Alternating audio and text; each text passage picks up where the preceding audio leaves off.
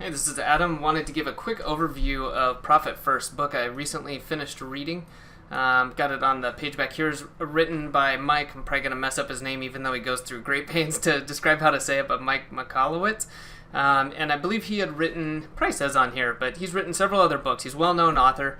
And it's overall a great book, which definitely going to dive into a little bit. It's about 200, a little bit over 200 pages, or if you're doing Audible, it's about 8.5 hours.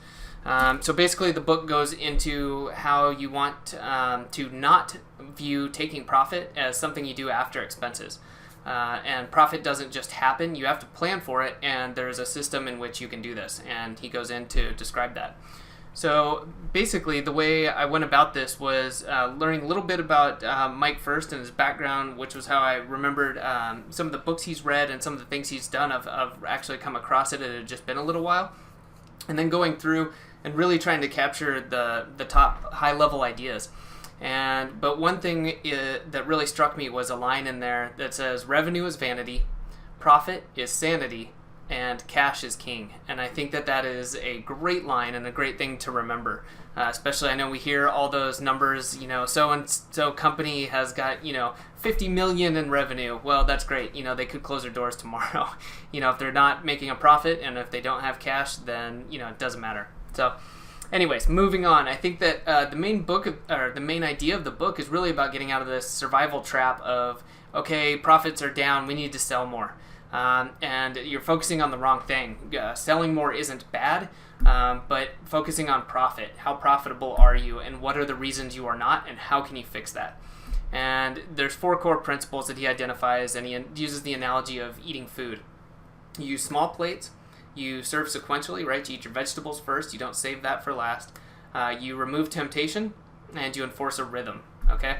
And so a lot of this is using special accounts and using 2 different banks to do this so that you have the account set up for these important areas like income, profit, owner's compensation, tax, and operational expenses. And then you can go beyond that as well. But starting with those, and that you put those in those areas, or you put your revenue into those areas as it comes in, right? You're doing it sequentially. And then you remove the temptation by, for example, using another bank for tax holding and profit holding for long term, and so that you make it a real pain in the butt to get out of that stuff, so you're not tempted to steal from yourself. And then you get onto the schedule of doing these on the 10th and 25th of the month. Personally, I don't think that's as important as just picking a day, or rather 2 days in the month, and sticking to it so that you have that rhythm and it becomes a habit. So really good. And then over here too, you can get this for free just by going to the site and going to his resources. But he's got the instant assessment. It tells you how to do this. And so you could go through this without reading the book. I think it's very interesting.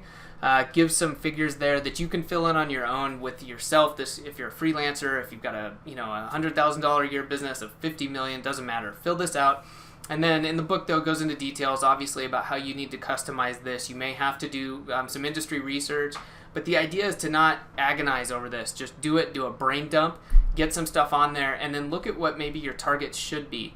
And then he spends a while in the book going about how to put this in action and how to move towards your targets. Maybe you're not actually setting aside a profit. Okay, then that percentage right now, the current is 0%. And then maybe the target should be 15%. So you don't just go to 15% and say, yay, I've got a profit. There are some steps, obviously, but how you go about doing that, and goes into details about the ways you can do that and getting that plan in progress. I found that, looking through my notes here, that a lot of that was very helpful, and he does go into how you want to do this and some steps like getting a bookkeeper or accountant on board. And then going through and looking at expenses and not just saying, well, we're going to trash our expenses to meet those goals. That's not how you do it. You do look at your expenses and say, hey, how can I get more out of my current expenses? What can I reduce? And what can I eliminate? Maybe that's fixed costs, or it could be labor, things like that, okay? And looking at that too is saying, labor can be a huge expense, obviously. How can we reduce that? Are we going to let our business go under? Because we kept too many employees, in which case that's going to help nobody. And I know there's tons of stories of that happening. And then towards the end, he's got a lot of specific ideas on ways you can do that. So like cutting expenses, how you can label them in your income statement so you can start to recognize and cut these. And then several chapters on how to reduce your debt, some stories about that. And then looking at ways to get more out of what you already have.